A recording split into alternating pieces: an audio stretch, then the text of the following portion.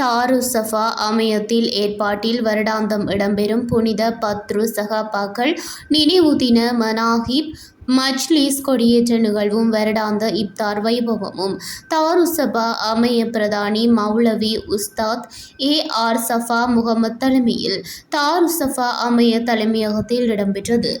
மட்டக்களப்பில் தங்குவதற்கு ஒரு சிறந்த மற்றும் சொகுசான இடத்தை தேடுகிறீர்களா? மட்டக்களப்பின் சொகுசான தங்குமிடம் ஏசி மற்றும் நான் ஏசி என உங்களுக்கு தேவையான அனைத்து வசதிகளுடன் கூடிய நேர்த்தியான அறைகள் இங்கே. இலக்கம் 534 திருகோணமலை வீதி மட்டக்களப்பு என்ற பிரதான இடத்தில் அமைந்திருப்பதால் போக்குவரத்துக்கு மிகவும் இலகு. இன்றே உங்கள் அறைகளை முன்பதிவு செய்யுங்கள்.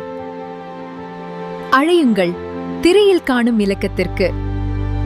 7ஆம் தேதி சனிக்கிழமை மாலை இடம்பெற்ற இந்நிகழ்வில் புனித பத்ரு சஹாபாக்கள் நினைவு தின மனாஹிப் மஜ்லிஸினை தொடர்ந்து கொடியேற்றப்பட்டதுடன் வருடாந்த இப்தார் வைபவமும் நடைபெற்றது.